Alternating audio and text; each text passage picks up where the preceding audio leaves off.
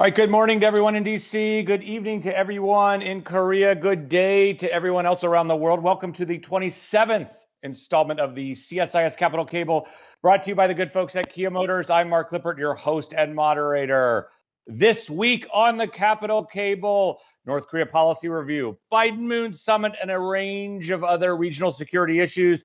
And with us this week, a very special, very distinguished guest who had a spectacular career in the United States Army, General Curtis Scaparrotti, to walk us through these critical issues, provide his wisdom, counsel, and maybe a little good humor along the way. Let me get into his fantastic, spectacular bio. It's amazing. But let me just run through some of the highlights. Look it up online if you have a second as well. Distinguished 41-year career in the United States Army. Final assignment as the commander of U.S. European Command and Supreme Allied Commander Europe and NATO. Best title in all of the United States government, by the way. Prior to that assignment, he served as the commander of Combined U.S. Forces Korea, UN Command, CFC, all the three hats, USFK, all of that good stuff in Korea that we know well from 2013 to 2016. I think I actually misspoke on one of the titles, but everyone here is a career watcher. You know the titles. Three hats, 2013, 2016, four-star assignment on the peninsula, critically important. Prior to that, director of the Joint Staff, commander of the International Security Assistance Force, the deputy commander of U.S. Forces Afghanistan, commanding general of Joint Base Lewis-McChord, commanding general of the 82nd Airborne, whole host of operational assignments, including Iraq, Afghanistan, looks like Bosnia, Zaire, Rwanda, and Liberia. He also served as the 69th Commandant of Cadets at the U.S. Military Academy at West Point, and has a bevy of distinguished awards and decorations, including the Defense Distinguished Service Medal, the Distinguished Service Medal, the Defense Superior Service Medal, Legion of Merit, Bronze Star, Army Meritorious Service Medal, and has earned the Combat Action Badge. We call it Combat Action Ribbon in the Navy, just for those who are watching and are joint experts out there. The Expert Infantryman Badge, the Master Parachutist Badge, and the Ranger Tab. Educational credentials: U.S. Military Academy at West Point, 1978, and holds a master's degree in administrative education from the University of South Carolina. Go Gamecocks. Welcome to the program, General Scaparrotti. Well, thank you, Mark. That was over the top, but I appreciate the warm welcome. I would just say that, we go through a lot of assessments in the military, and one of my assessments routinely told me that I don't have a funny bone. So I'll try for some humor today. All right, fair enough. No, you are. My humor skills are lacking. That's why we brought Bruce on the show this week. So let me.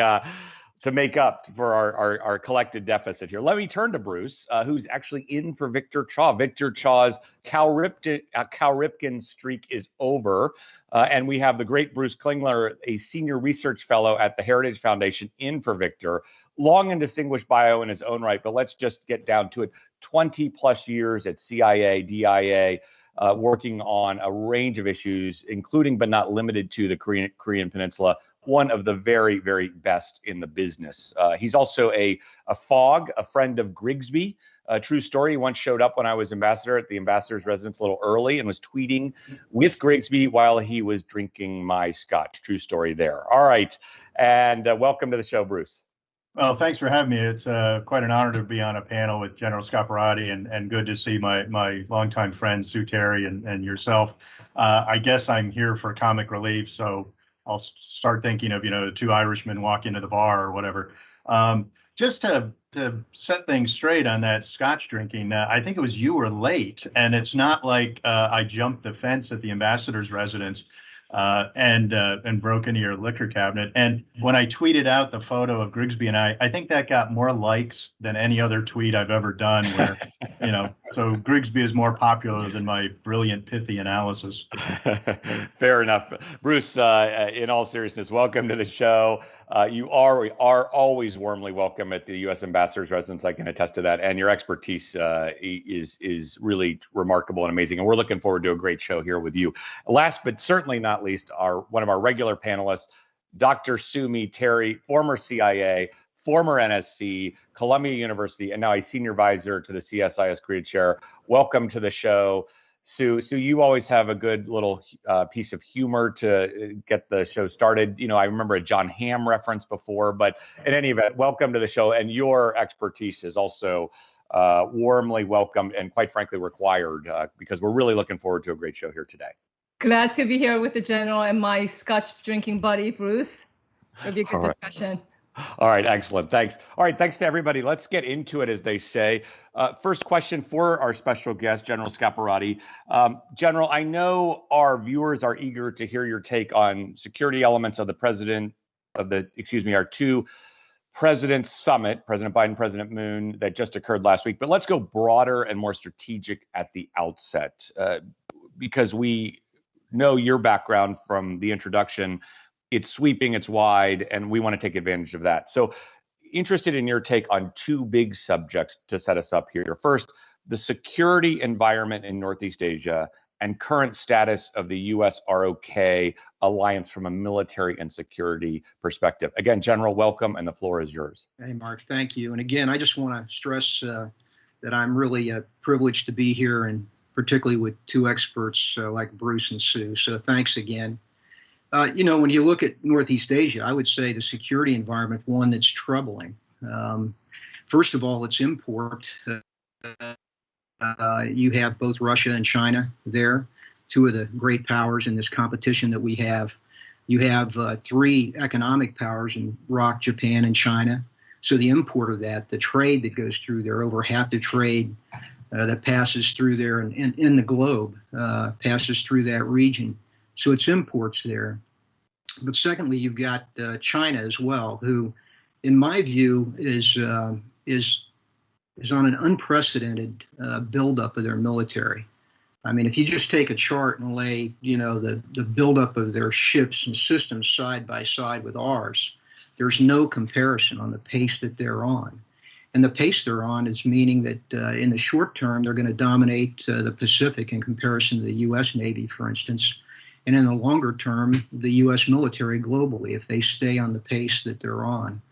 So that's very, very troubling. Secondly, I think you've seen China be much more bold in their statements, much more aggressive in their activities, and much more confident. You know, Xi said this is their century, for instance. And so I think that's another reason for concern. And then finally, we come to the Korean Peninsula. And North Korea, who's, I think, somewhat shielded by China, and who has continued to build their nuclear and missile arsenal, and who also, I think, somewhat confident. If you look at the eight-party Congress readout, they essentially said they were dominant on the peninsula. So for all those reasons, I think it's troubling, and it calls for us to be strong, and for the alliance to be strong as well. You asked about the alliance. I think the alliance is strong. I think it's in need of repair after the recent years.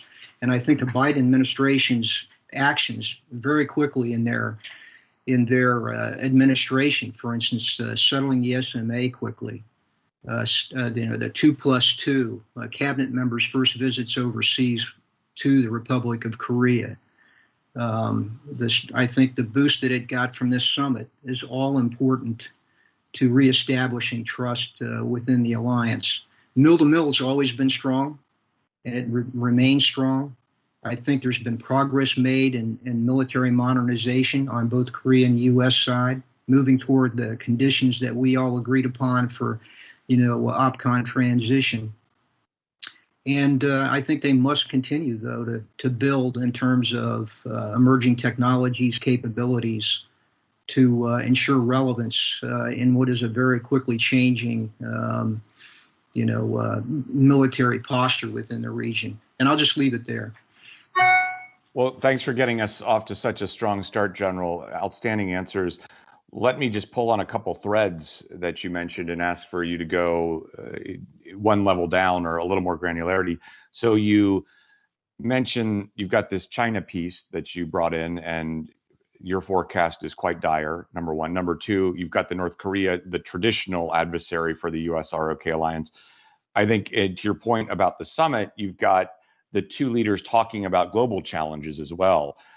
This brings me to the question, which is you talk about the need for repair, which is underway, the need for modernization, which is something that is a frequent topic of conversation in the mill-to-mill dialogue.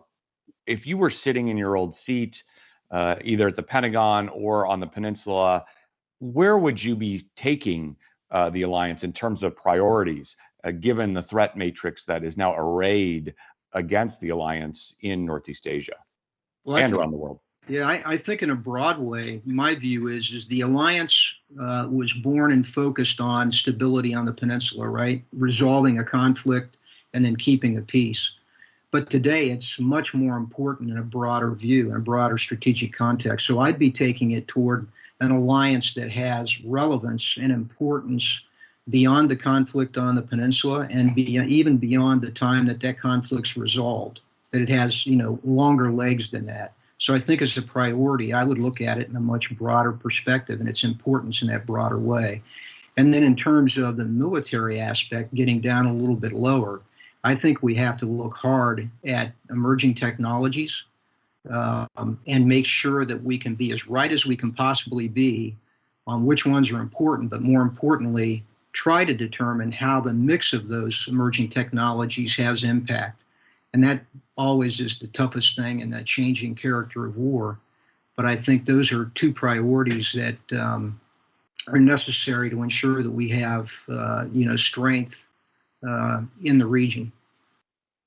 Well, General, another great answer. Let me ask you one more follow-up in terms of the ROK side of the equation and some of their capability decisions, some of their, I guess you would say, political military decisions that they have that are underway, or at least being talked about in South Korea. You've got decisions on where they go in terms of spending limited defense resources in terms of budget. You've had, on the Navy side, you've had talk about a submarine, you've had a light aircraft carrier, things of that nature. You have, in this summit, the dropping of the revised missile guidelines. So there's interest in terms of some of those capabilities. You also have on a traditional ground heavy military, again, quoting you from our previous conversations, but you have a demographic challenge, and they rely heavily on conscription. Every military age male serves for about 2 years with very limited exceptions. How should they be looking in terms of their mix of capabilities, given the advice in terms of broadening the alliance, more global, and this very interesting and dynamic threat matrix they face? Yeah, well, Mark, I think that they do need to address this broadly as well, outside of the peninsula. They need to address it in terms of interoperability with the United States and others who would naturally come to their assistance if there is conflict. And because they work together, also add to deterrence. So they need to look at where they fit in the larger regional, military context. And along those lines, I think that their air and missile defense efforts, their modern aircraft efforts, and certainly the efforts in terms of technology with the ground forces and C4ISR are all important to them. I'm not a fan of the aircraft carrier. I mean, we have 7th Fleet, for instance, that comes in. We have ample naval capability. They're very good with Aegis destroyers, etc., the submarines that they have. I just think that they ought to focus more on those technologies that they can provide very well and that fit better in the greater alliance itself for expenditure of funds, etc. So not to put words into your mouth, but essentially harness the synergies of the alliance, increase efficiencies by essentially making it fit a little better hand in glove, especially in an environment where we face China pouring defense resources into their military. Is that a fair assessment? Yeah, that's a fair assessment. And if you go back and look at the conditions that lead to OPCON transition, those were nested, right? They weren't just Korean ROK conditions that had to be met. There's U.S. ones in there, and they were designed so that we came together with a force that fit together. And I think they have to look at it in the same way in their modernization here. All right, outstanding, General. Thanks for the opening salvo here, as they say. Let's go to Bruce. Bruce, you know, I don't need a big setup here. You're a longtime defense intelligence expert.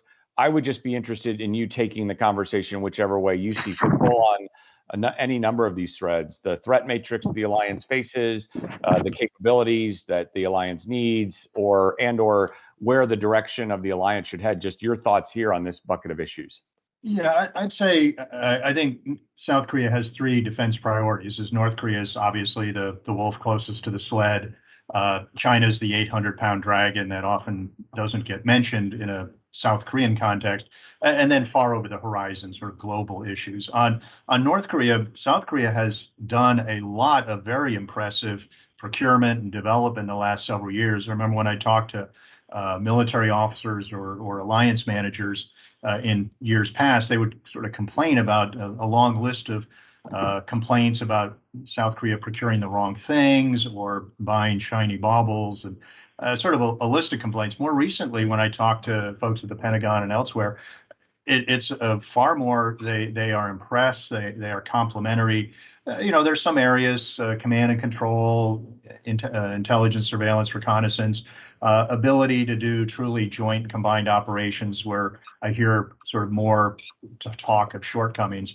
And under a progressive government like Moon Jae-in, people often think, well, they're going to shortfall defense budget. Actually, he's increased the defense budget beyond what conservative governments had. So I think on the alliance, they're really syncing well with not only on their own capabilities, but also in line with the U.S. And I echo the general's comments about solving the special measures agreement. That was a self-inflicted, wound. Sue and I, along with our other former CIA colleague Jung Pak, wrote an op-ed arguing against the Trump administration's attempt to make money off of our sons and daughters in uniform on the SMA, not only with South Korea, but with Japan. And so we had Brookings and CSIS and Heritage all on the same page, which hopefully was effective. And on OPCON transition, that was brought up in the summit.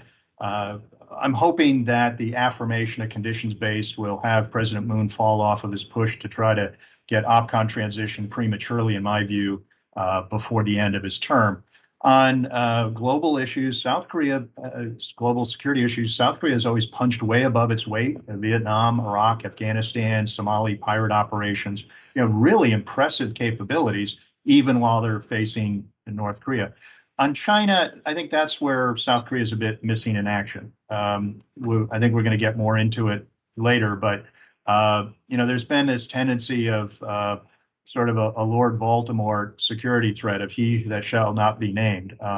So I think, the summit kind of affirmed that. You had to read between the lines a bit, but I think the U.S., even before the Moon administration, has been frustrated with South Korea's unwillingness to even really criticize China for its transgressions in the East and South China Sea. All right, outstanding stuff, Bruce. Yes, we are going to get to China. We are going to do a little bit more on OPCON. We are going to do a little bit more on the summit in round two. First ever Harry Potter reference on the show too, by the way. But great stuff. Let me come back to you in round two. I'm gonna come back to you for the first question of round two. Let me get to Sue. Sue, your thoughts on this basket of issues in terms of capabilities, security environment, priorities. So you're muted. You're the pro on this show. What's going on here? You're off your game. I know, I'm sorry. So I just want to follow up on what Bruce's last comment here. I agree with everything that General and Bruce said thus far. I'll just add, looking at, it's just interesting, when you look at South Korea's security environment and defense priorities, South Korean case is interesting one because it's one of the few countries that has a long-standing historical ties and now economic ties with Beijing, while having a critical alliance relationship with Washington, while dealing with a North Korean threat, and so on. And I think this two-sided reality between U.S. and China does put enormous pressure on South Korea. So I am sympathetic to that, right? We're the world's 10th largest, Asia's 4th largest economy. It exported goods worth over $130 billion to China last year, a quarter of its total exports. And when you just compare it to exports to U.S. last year, it was about $45 billion, just a little less than 15%. So of course, South Korea has to give careful consideration to this complex, relationship. And then there's the China-North Korea relationship, right? As China is remaining as North Korea's only patron and ally. So South Korea's policy towards China has evolved. It had to be, hedging or strategic ambiguity or balanced diplomacy, and they are less vocal in expressing various concerns about China. Although interestingly, I note that in terms of public sentiment, anti-China sentiment is definitely increasing in South Korea, and I would even say China, not North Korea, has perhaps become the key foreign policy wedge issue in terms of domestic politics. So it'll be interesting to see in terms of presidential election next year. But just pulling on the last comment that what Bruce said, I do think in terms of recommendation with just China, I know we're going to talk about China a little bit later, but what South Korea is doing as a long-term response is prudent in this regard.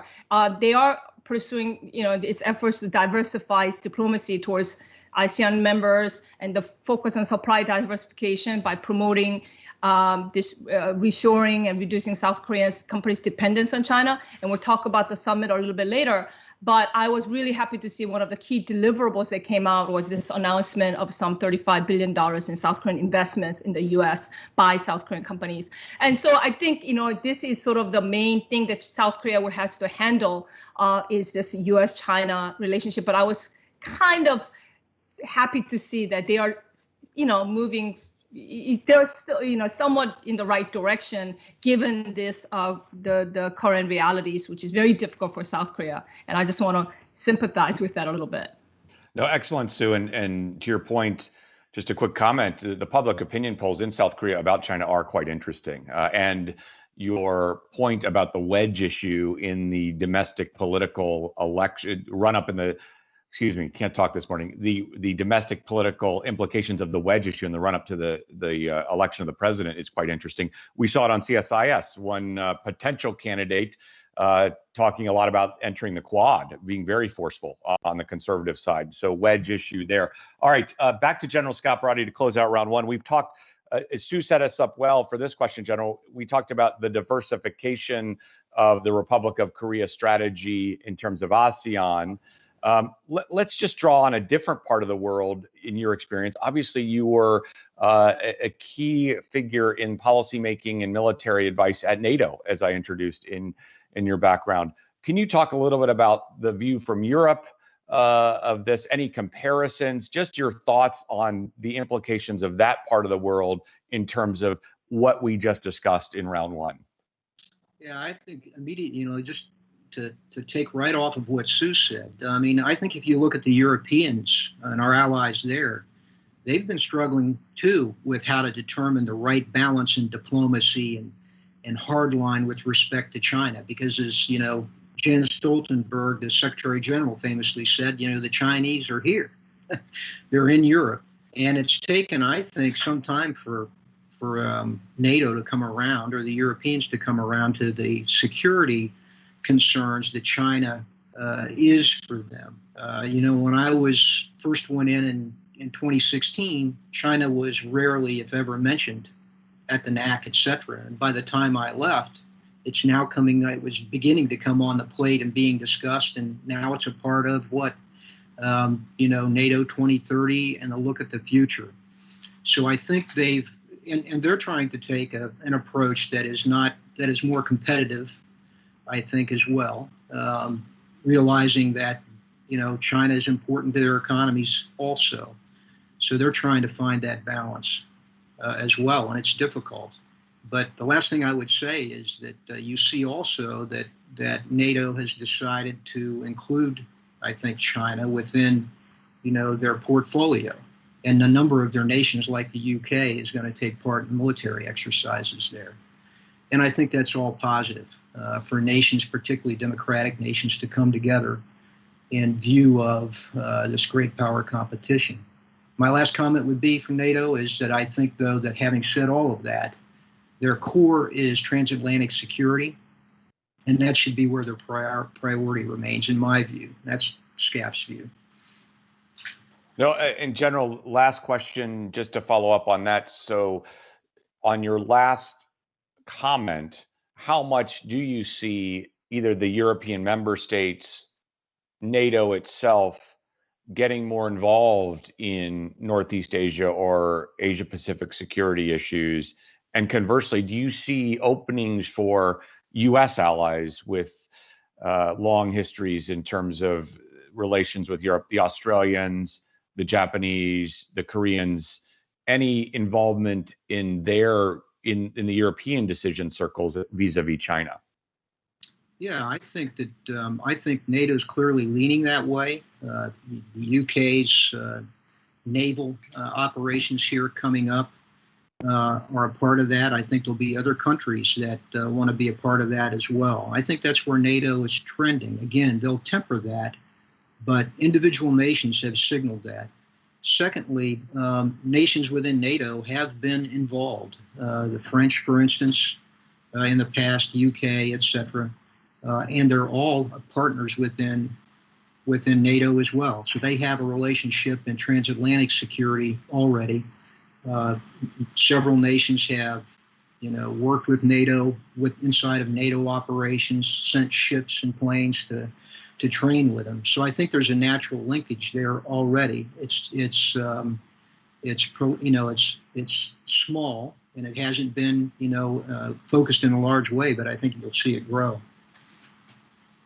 All right, thanks, General. Great stuff. Great, I guess you would say, transcontinental analysis is too, given your two hats that you wore in your military career, pretty darn unique. All right, let's get to round two. That's the closeout of round one. Round two up. Let's go to Bruce. Bruce, you foreshadowed some of this material in your previous intervention, but let me get to kind of the heart of it here. I'm going to give a little bit of a long setup, so apologies in advance. But I have some comments here from the joint statement. Let me just summarize some of the political military highlights. You see good, and I would say somewhat vague language, especially compared to the specificity in the rest of the document, on issues such as joint readiness, extended deterrence, conditions-based OPCON transition. Essentially looks like it reaffirmed existing policies. That's one. Two, there was some reaffirmation of important, what I would call new frontiers on the defense side in terms of cyber and space. And three, there was a notable announcement, which I referenced earlier, in terms of the revised missile guidelines. So, Bruce, your thoughts on the summit outcomes on this basket of issues? You referenced OPCON already, but please just go a little deeper on this and your read of the summit outcomes here. Yeah, I think overall the joint statement, which was quite lengthy, along with an accompanying fact sheet, was a compendium and a compromise. So a long list of successes on the economic side and foreign policy side, et cetera. And then compromises, I think, especially when it came to free and open Indo-Pacific security policy and North Korea policy. On the alliance, it may seem bland, it may seem boilerplate, but when things are going well, you don't have to go into a lot of details. I think there are perhaps three main areas of disagreement in the alliance. One is the most important had been special measures agreement negotiations, and we took that off the table. That was the one that was causing tension. That was the one that South Koreans felt insulted by, the U.S. treatment, et cetera. So you remove the biggest irritant before the summit even started. OPCON transition, it's a bit techy. It's, as long as you get both sides to say, yeah, it's conditions based. The conditions haven't been fulfilled yet, so we're not there yet, but we're working towards it. And then I think differences over military exercises and when to resume them, how to resume them, et cetera. But again, that's a bit down in the weeds or at an operational level, perhaps, rather than strategic. So, no real major disagreements on the alliance. I think the alliance is doing well at the military level and at the alliance manager level. It's when the policymakers get involved is where you have the problems, because there are differences of view.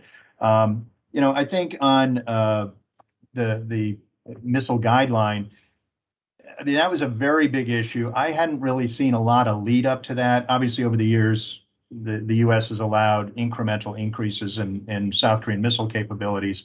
But I sort of wonder why. What's the driver there? So, to me, it seems like the missile range is you take the southernmost point in South Korea, you measure it to the northernmost point in North Korea, That's the range South Korea needs.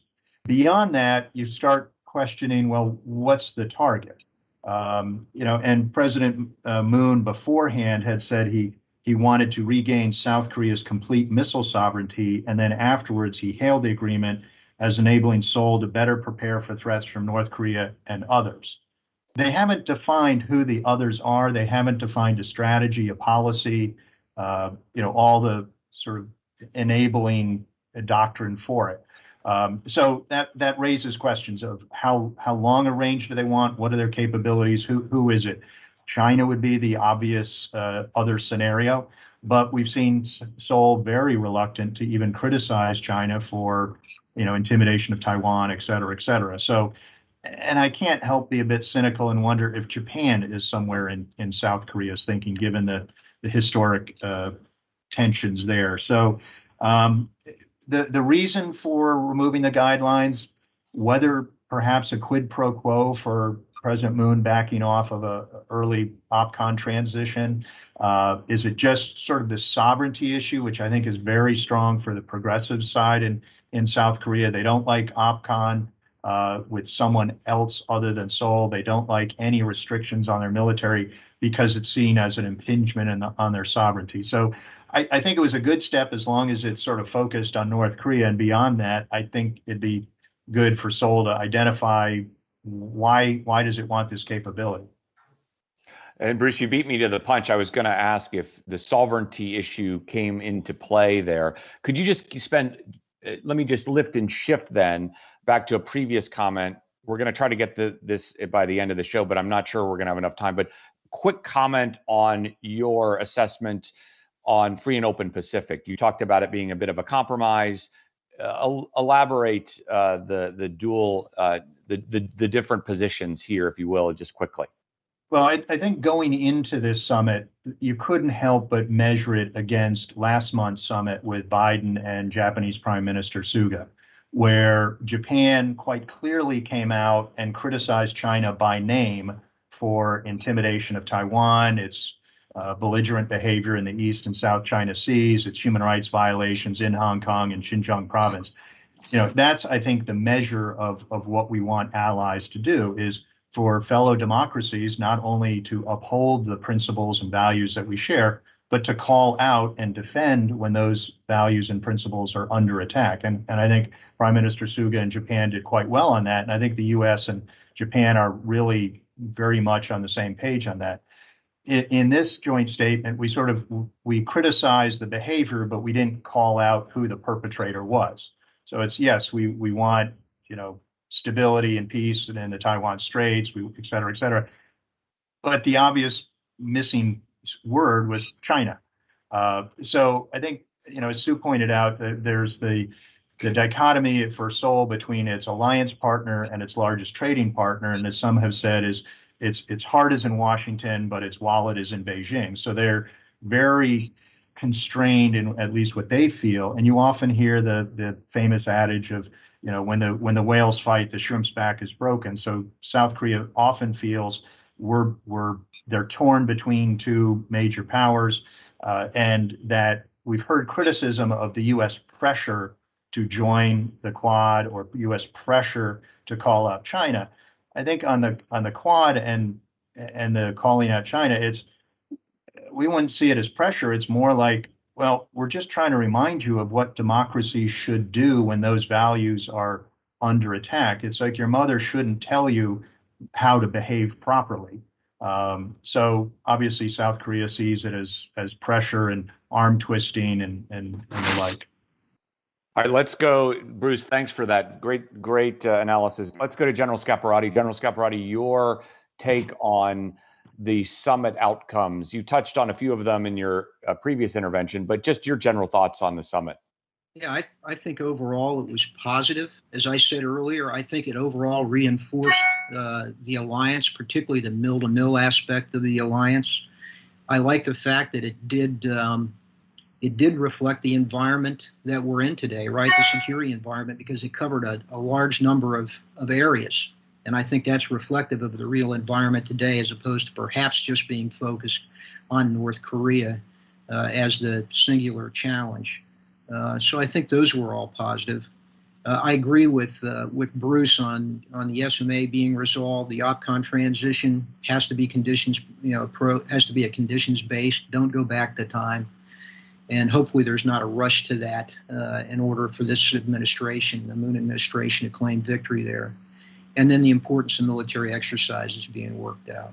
The thing that I would also say is that while we heard within the announcement an agreement on the objective of denuclearization, I don't think we really heard, a clear way ahead. In other words, I'm not sure there's agreement on the approach yet. In fact, I kind of feel there probably is not. If you look at the Moon's approach, his peace initiative, desire for relief at sanctions in order to show progress, and particularly the urgency given the time he has left, and then the United States statement, I think there's probably a divergence there yet that's got to be settled. And I would say to you that it needs to be. It didn't need to be done at the summit, but it does need to be addressed, because the alliance is best when it's aligned, in my view. So I think that's an important perspective to keep in mind as well. Outstanding. It looks like you have the test already, because you've set up Sue perfectly on North Korea. And this really is helpful here, General, in terms of your insights. But let me turn to Sue and dovetail off of that last thought in terms of summit, North Korea, how much alignment there is. Sue, we saw, I think we didn't see a big blow up at the summit over North Korea. We saw what looked like some alignment between Washington and Seoul, with a strong pledge of close coordination going forward in the agreement. So important outcome there. But I'm basically paraphrasing what General Scaparrotti said. We have the Biden team really trying hard to argue this isn't strategic patience or an Obama era policy. We have Biden firmly rejecting President Trump's approach, essentially saying the ball is in Pyongyang's court. And Secretary Blinken going out a few days or sometime in the last couple of days saying we're waiting for an answer from Pyongyang. We have President Moon saying he's willing to be patient. We have a reappointment for the third time of a principal architect of the Obama era North Korea policy in both the first and second terms, and someone we know well in Sung Kim.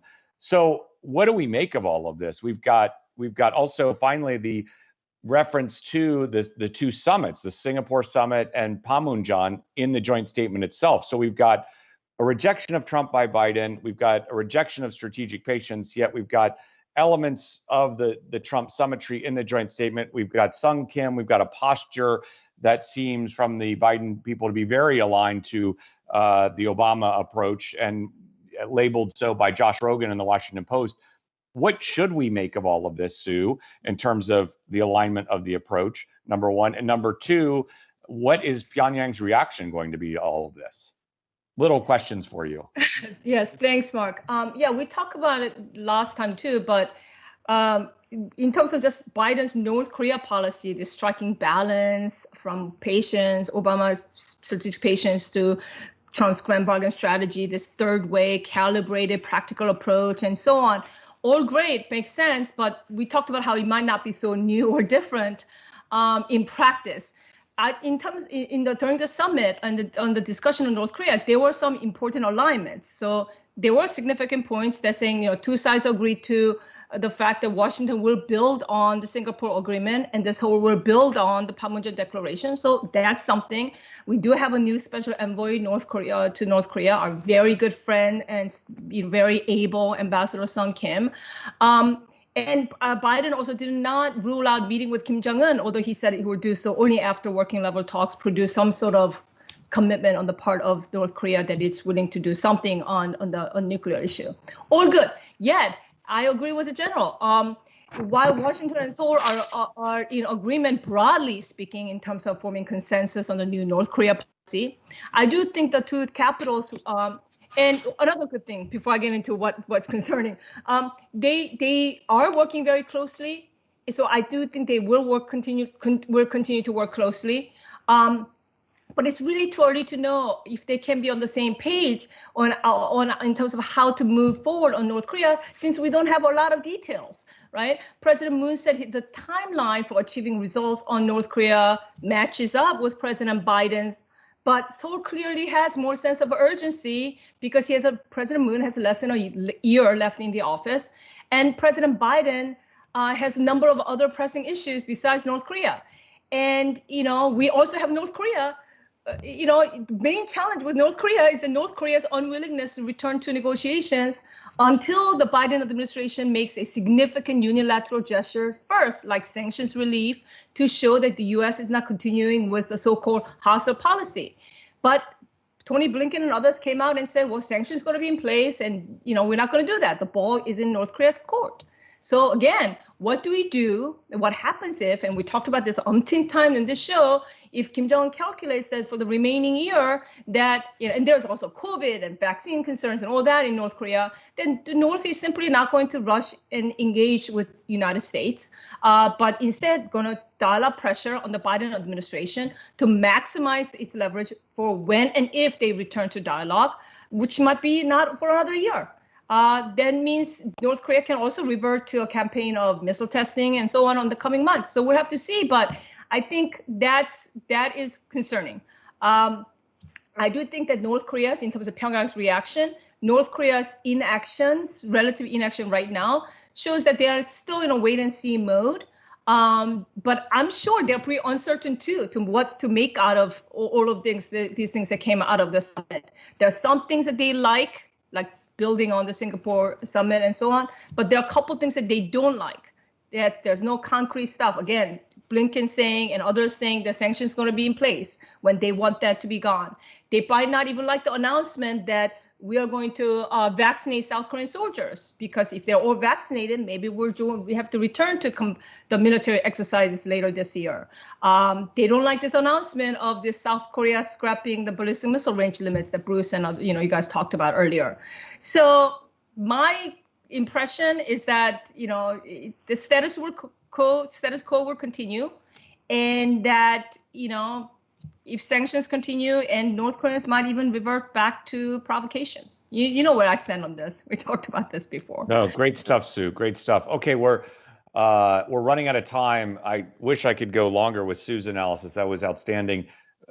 Bruce, I'm going to come to you for a real quick question, and then I want to get General Scaparrotti before we close out here. I would just add, too, to Sue's intervention that I myself, when I was ambassador, used to say that the ball is in the North Koreans' court. So I think that underscores some of the continuity that we're seeing here in the approach. I happen to like the approach, and I happen to like the fact that we adhere to the goal of denuclearization. But I think the next steps are critical, and I think that's kind of what we're all saying here. But Bruce, your thoughts here, and then I'm going to get to General Scap on some regional issues, and we are going to gavel down another episode of the Capitol Cable. Bruce, over to you. Yeah, on North Korea, I think longtime Korea watchers, our hackles get up when anyone, either a policymaker or a pundit, says they've got a new idea. It's like, there are only so many tools in the tool chest. There are only so many ways to build a policy house. Sorry, we've done it all. We can keep trying, but don't really claim that you've thought of something new. And I think with the joint statement, there was something for everybody. So the U.S. could point to, South Korea prioritized, because it's listed first, total denuclearization of North Korea and full affirmation and enforcement of UN resolutions. Yet, on the other hand, the Moon delegation, when they went back home, were like, we got the Biden administration to prioritize dialogue. And it's like, they were already trying dialogue. So they're differing views. And I think there was a lot of papering over of differences. So, that we're going to move forward, and, but you can lead a horse to water, but you can't make them negotiate. So until North Korea at least deigns to sit in the same room as U.S. diplomats, we're going to be relying on, maintain the military deterrence. You don't lower the shield. Maintaining, enforcing UN resolutions and U.S. law. We've been pulling our punches on, North Korean and Chinese entities violating our laws in our own financial system, et cetera, et cetera. So when they're willing to talk, and we're eager to talk, and, poor Sung is now, sitting by the phone once again in his job, you have to maintain the other tools until North Korea is willing to negotiate or at least talk. Outstanding. Thanks, Bruce. Thanks for that really concise, cogent analysis. Really good stuff there. All right, final word to General Scaparrotti. General, let me just obviously anything more you want to say on North Korea, that would be welcome. But two, just in terms of any thoughts you have on how the South Koreans should approach bodies like the Quad, like the free and open Indo-Pacific strategy, these broader concepts that likely deal a lot with China, but also just in terms of the architecture the United States and a lot of like-minded partners are trying to either erect or implement in and around the Asia Pacific. Yeah, Mark, I think they have to be more active in these things. And from my view, it's, be a part of the world they're in and not the one they want. I felt that even before this when I was a commander there. For instance, you have the United Nations Command and 16 sending nations. That in and of itself is also a powerful multilateral organization that's useful to all of us, and particularly to South Korea. So I think they have to embrace these things, and I think it is, in fact, put them in a stronger position as well concerning China and North Korea. Finally, to Sue's point, I think North Korea is probably waiting to see, but I wouldn't count. I've heard others say they think the cycle of provocation may be over. I don't happen to believe that. I think they're in a pause to see what might come next. And I guess to your point, would you agree with, last question for the episode here, would you agree with Bruce's assessment, unless and until that happens, something provocative or diplomatic, we've got to go back to first principles that you talked about in the outset, do some work in terms of strengthening the alliance politically, militarily, and align in terms of our overall outlook in terms of the threat matrix that is arrayed against the alliance. Yeah, absolutely. And I think, for instance, military exercises and what we do there is important. We forget that North Korea hasn't stopped doing its annual exercises at all. Okay? And yet we worry about whether our exercise is a provocation. It's not. It's deterrence. And we need to be strong. Absolutely. All right, General, final word went to you. Gavel is down. Thanks for coming on the show. We really appreciate it. Tour de force here. Europe, the Korean Peninsula, China, Indo-Pacific, the summit, a range of different security and functional issues. Thanks, General. We really appreciate it. To Bruce, outstanding as always. Grigsby's right here. He says hello, but really do appreciate your insights as well. Fantastic analysis, assessments befitting your outstanding career in the intelligence community and now at Heritage. And Sue, of course, we apologize. We didn't get many interventions to you this time, but power-packed interventions nonetheless. Your North Korea assessment was absolutely out of this world. Looking forward to the next iteration of the Sue Terry analysis on DPRK. Really appreciate it there. All right, we are out. We just want to thank the audience. Thanks, everybody. Thanks to Kia Motors. It was a really interesting tour de force, fun, fast-paced, and we will see everybody in 2 weeks.